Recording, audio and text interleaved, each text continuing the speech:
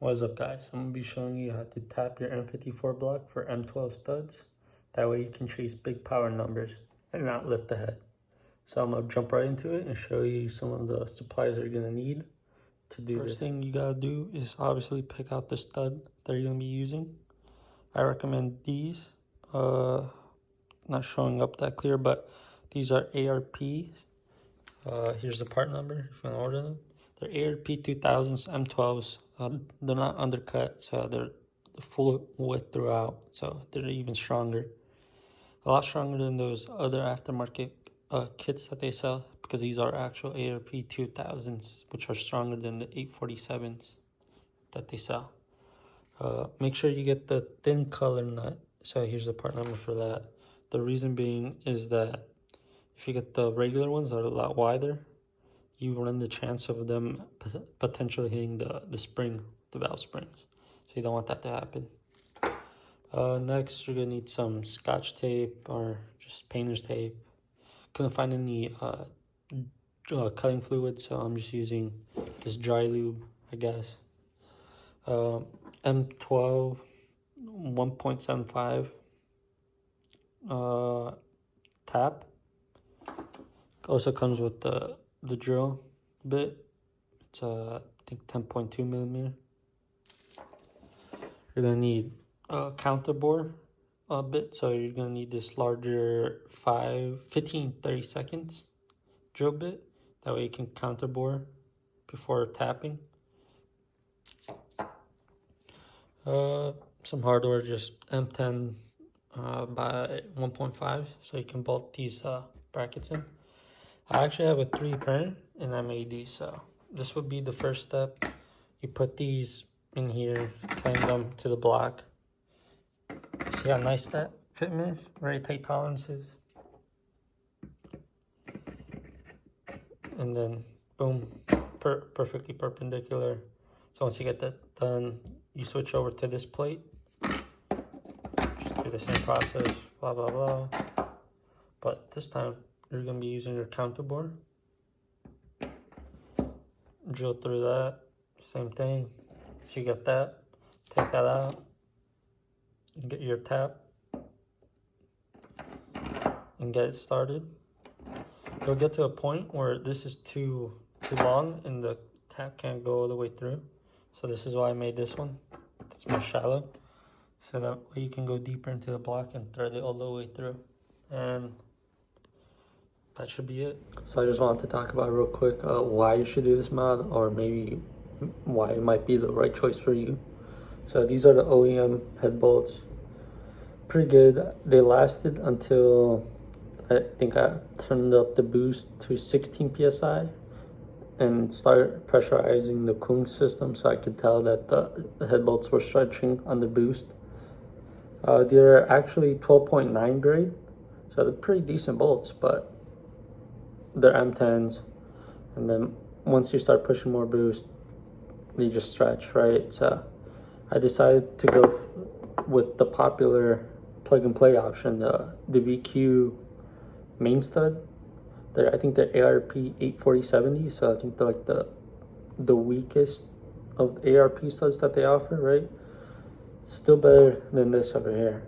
I think I was able to get up to like 20 psi before this started lifting as well. Still the same head gasket, still pressurized the cooling system when it lifted and stuff, right? But all of these bolts must have the same thread pitch, which is 1.5 millimeters, which is pretty coarse and pretty good for aluminum. So this is where this fat ARP stud comes into play. So when you try pushing more boost, the limitation factor in M54s, besides the rods, the pistons, and the cylinder sleeves, right, is your weakest link is going to be here, your head studs. So this is already thicker, M12s versus M10s, which you can tell. But the material on this one is ARP 2000, which is a step above this. This has like a yield strength about like 130 psi, 130,000 psi. Such a yield strength of almost like 220. Was this 160? I think this might be 160 around there, but this is like 220. 220,000 psi for it to yield. So this is a huge upgrade. Not only that, but the threads themselves, as I said, 1.5. This is 1.75. So this means it's more coarse. So it has a little bit bigger bite into the block. So meaning the block has more material to grab on, so it doesn't run the risk of stripping the block. So that's another plus. The downside is, can't really put that down, but this is about 5 millimeters shorter in thread length. So there's less thread engagement. All right, so that is a risk. These get torqued down to about 60 foot-pounds. These get torqued down to about 100 foot-pounds, maybe 110 if you're willing to push it. But I'm also running it pretty close to not being long enough, because this is essentially slightly shorter than OEM. But I think I could get away with it. So this is why you should run ARP 2000 M12 studs, and maybe this is a good mod for you. You know, if you're making less than 400 horsepower, I won't even bother. Probably just slap these in, just call it a day. And you'd probably even be fine with these. But for people that try and push big power, this is a must. You know, and I think I spent like 15 bucks for each one. I think with the nuts and everything, I think I spent a little under 300 bucks. I mean, if you quick Google search will tell you that these kits go from like 800 bucks just for these studs and nuts. I also probably spent like another 60 bucks in tools, so it wasn't that bad. You saved a lot of money doing this.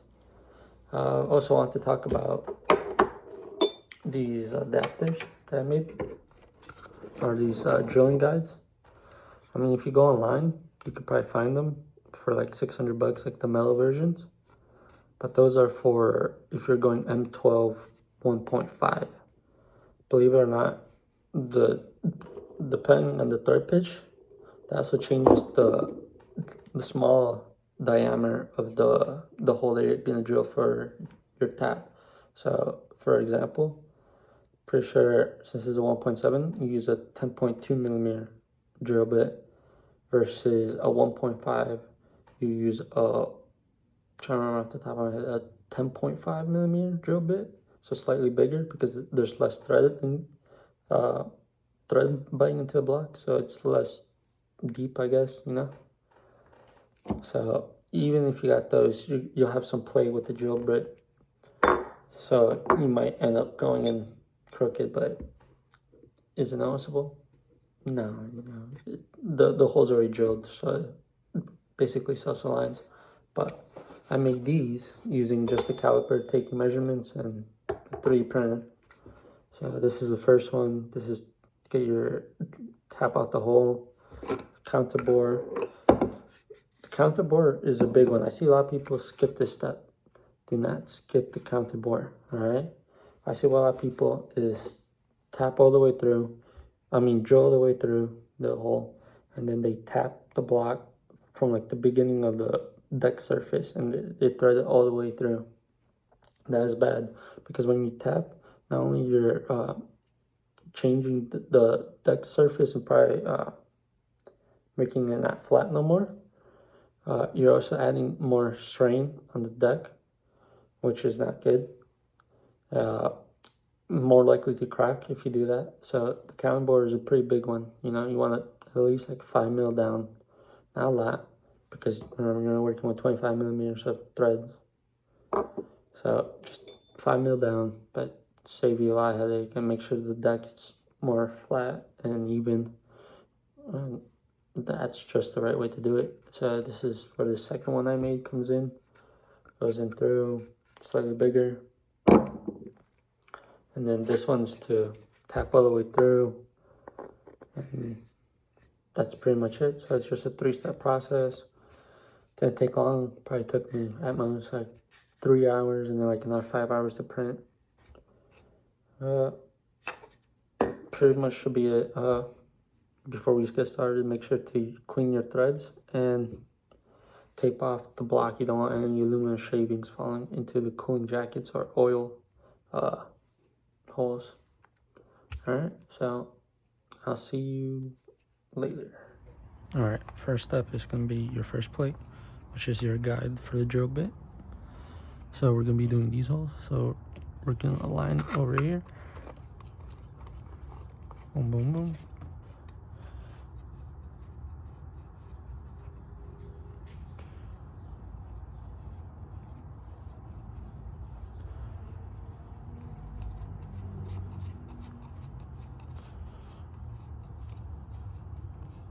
Alright, yep. Don't tie it down all the way. You're going to take your old original stud. I'm going to use this as a guide of sorts. So you're just going to place it down in the hole. You want to bomb the stud out all the way through so that way it doesn't move. Because if you can see, it still has some play. So you want to bomb it out.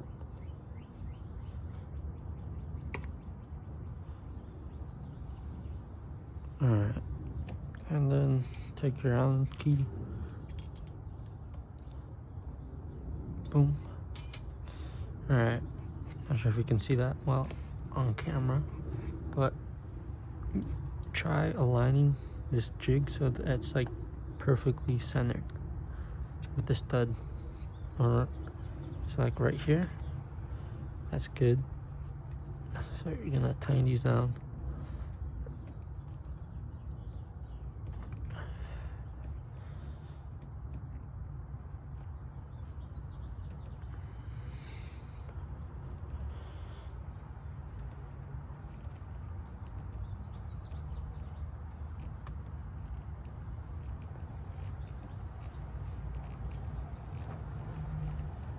Alright.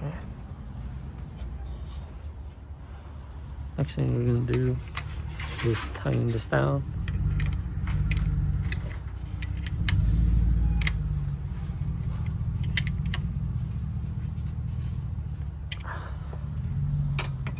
When I got tightened, you can take the stud back out.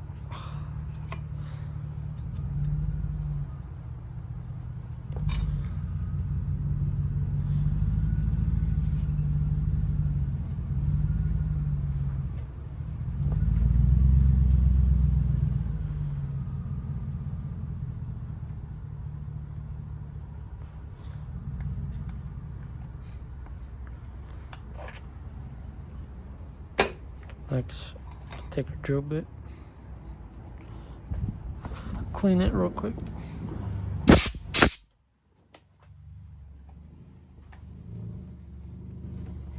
And then you're gonna swap it over.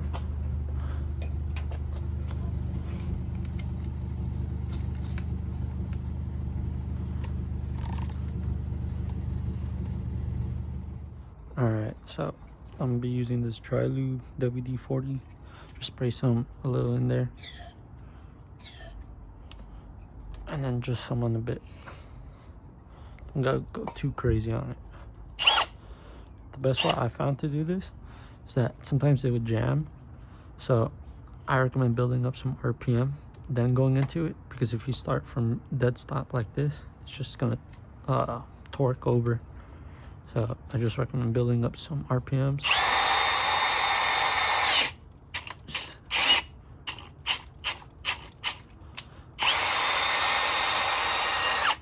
And just go in again. You'll know when it's bottomed out when it reaches this little slip. Well, I measured beforehand, but it's a little bit more. There's a slit right here, and that's about the bottom. So just until this reaches over here, then you should be good. So just a little bit more, and then we should be there.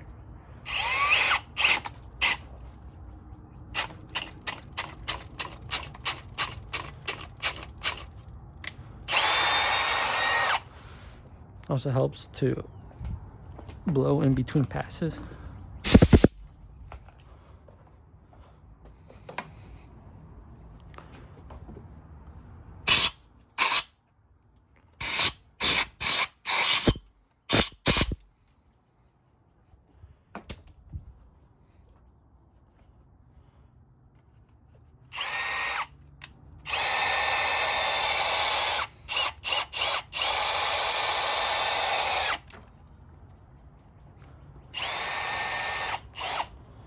All right.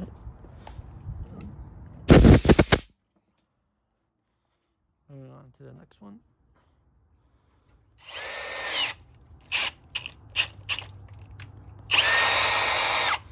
The starting is always the hardest.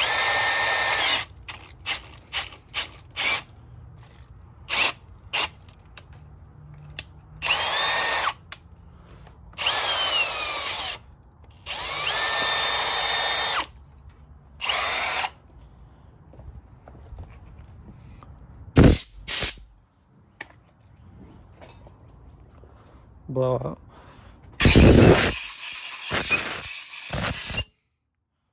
And then, well, I'm using my phone as a flashlight, but I'm recording right now. Usually I just see if it bottomed out or not, but here that bottomed out. So I'll check this one.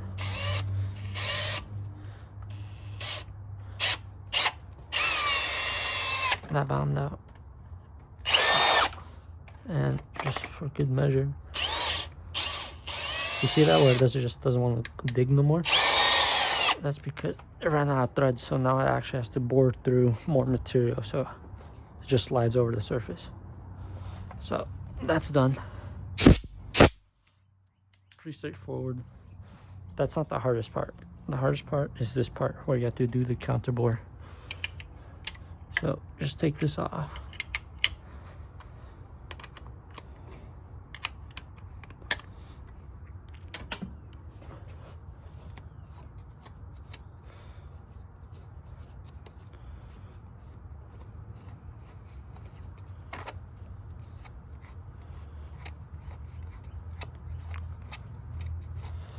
Oh, and then, well, while you have this off, make sure to blow out the holes, because with it being so much taller, it's a lot harder to get the material out. So, oh, you see that?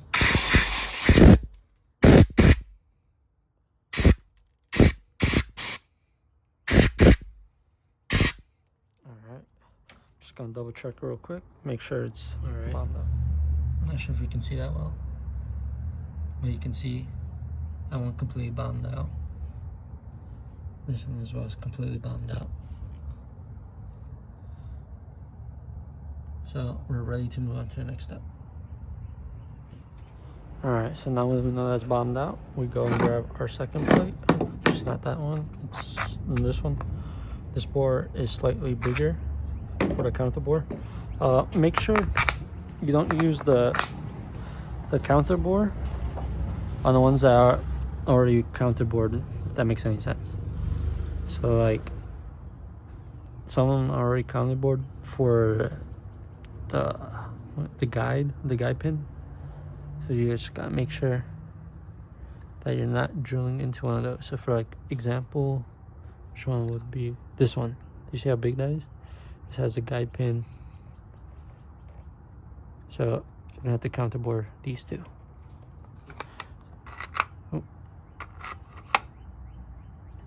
Don't mix them up. And for a counter bore on your drill bit, so you want to measure the thickness of this, and then OEM, like these for example, are about like 7 to 8 mil. But I went pretty conservative with mine. I went about 5 to 6 mil. My drill bit. Once again, line it up. Alright, and then just torque it down, doesn't have to be too tight.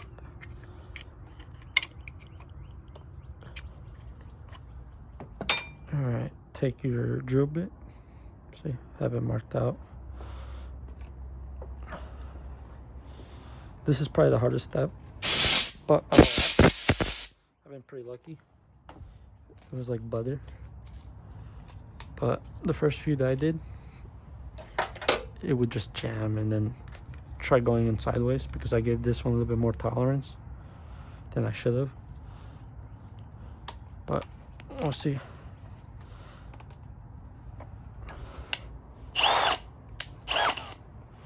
Same thing with this, build some RPM.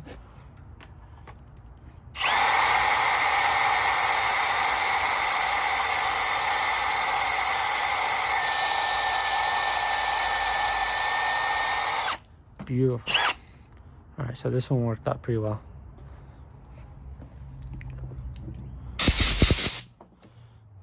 All right, let's see if where's Lucky on the next one.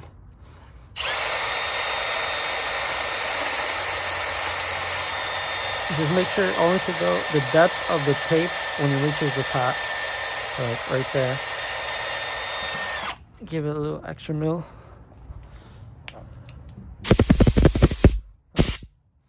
I feel like an idiot saying this was probably the hardest step. Because that went pretty well. It usually doesn't go that well. So it should be done. Check your work. Take that out. And then the fun part, tapping. For tapping, you actually reuse the same one. I'm just taking this off to make sure the common bore was done properly. And then to show you.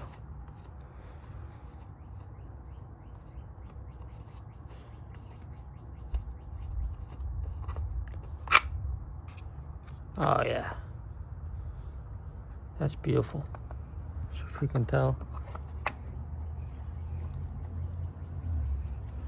But the counter bore is on point. A little close up on the counter bore. You see how nice that is? Pretty good. I mean, I've been going this depth, which is a pretty nice depth. This first one, I kind of shit the bed with this. Probably went down probably 4 mil at most compared to the other ones that are a lot deeper. So I might want to go back, but I'm not sure if I want to risk damaging the threads because it's already threaded through. So depends how I feel. All right.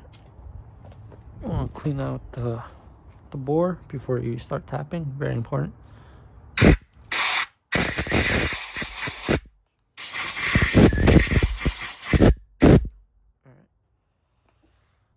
Using the same tap. Like that.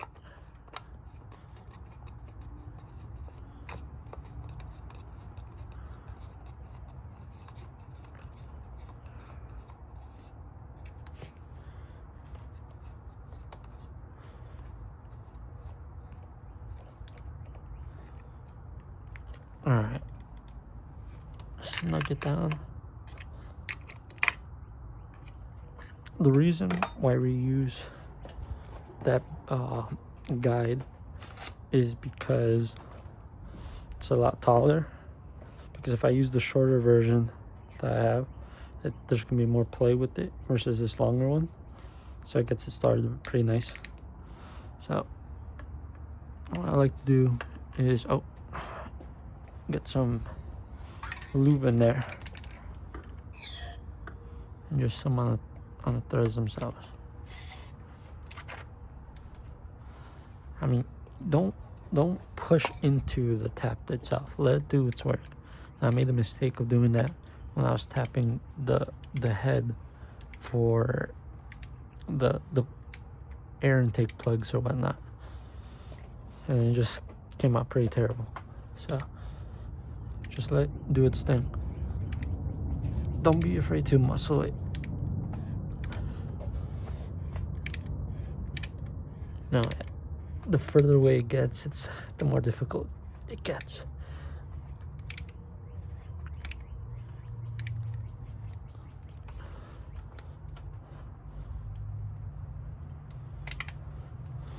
So when you feel like it gets too stiff, Just back it out.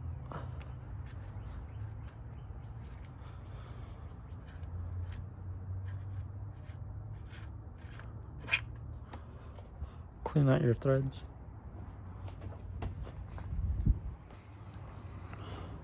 This is by far the longest part, the most time consuming.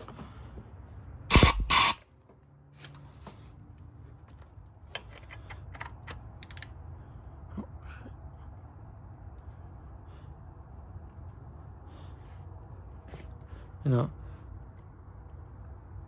really, I designed these jigs to be reusable, but in the process of doing this, I realized that that's just not going to be possible. I'll explain why in a bit.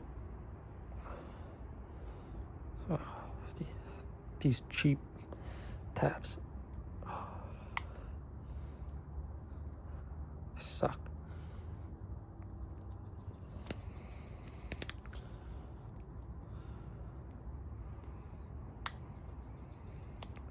All right, there we go.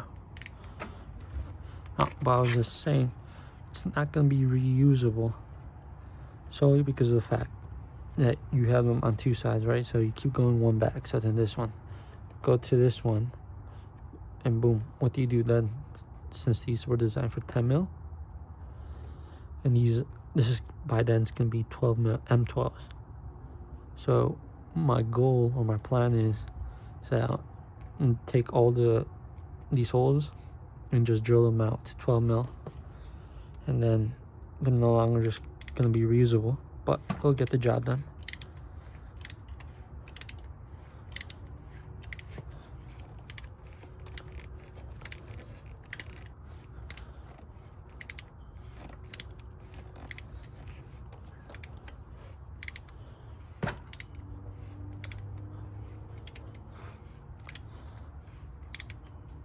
You know, some people like to use impacts, but there's always the risk of that you strip the threads before you even finish making the threads, you know? So, but I don't think anyone here or anyone watching would want to take that risk. All right, that's a good depth.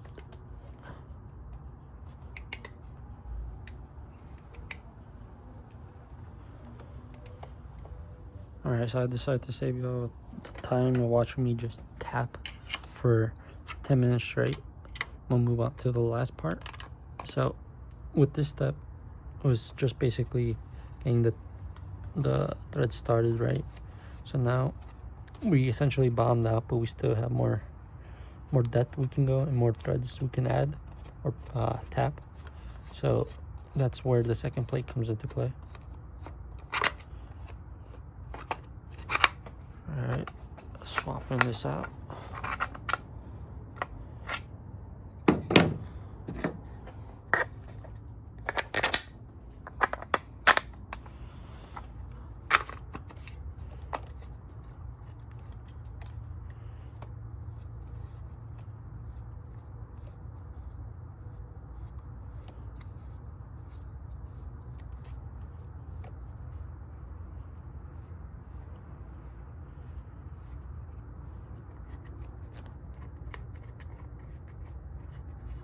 I mean, sometimes I wonder if you even need this last one because you already get the threads started, but you know, rather play it safe than sorry.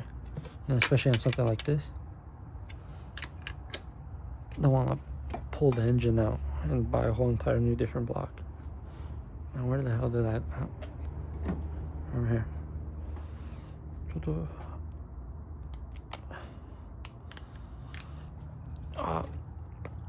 Not sure if I posted it by then, but I do plan on dropping forged pistons and rods into this block while the block is still in the car. So look out for a video on that coming up soon. Really planning on hoping to make close to a little over 800 wheel, maybe close to 900 wheel. I think that'd be a nice goal. All right, I think we'll put y'all on time lapse.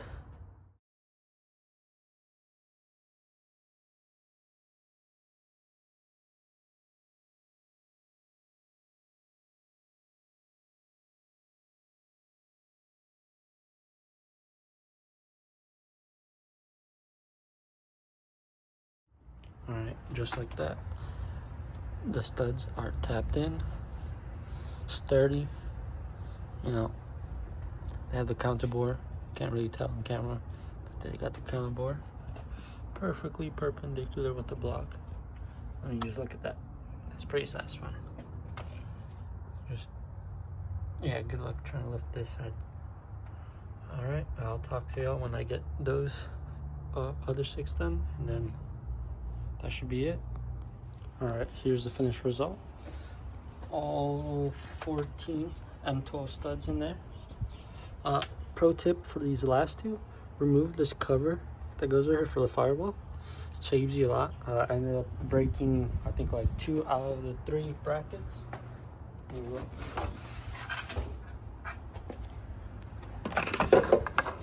And this first one, I actually broke this one first because I was trying to wedge the drill bit in there, and then I essentially just snapped it there.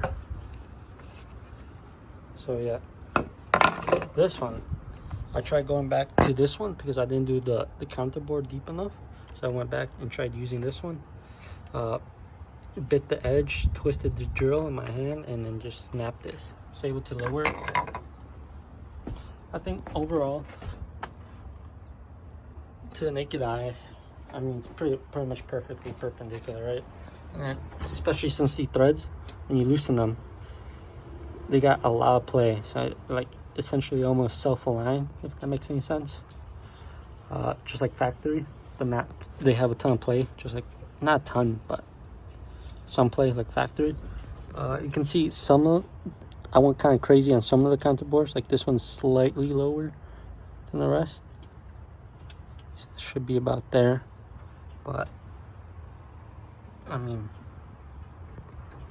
for like $300 DIY, I'm not complaining.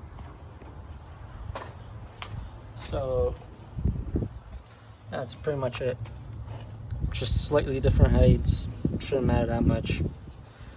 Oh, these dowels, they do not fit with these M12 studs. So what you're gonna do is take your dowel with the vice grip and just drill through it. Specifically the same size that we used for the counter bore. Unless you're able to find like some exact 12mm drill bit, use that instead. But just use that, and it should be fine. But yeah, that's pretty much everything. So $300, bulletproof head, no more lifting. That's it. All right, see you on the next one. Looking forward to hopefully forging the engine, and that's pretty much it.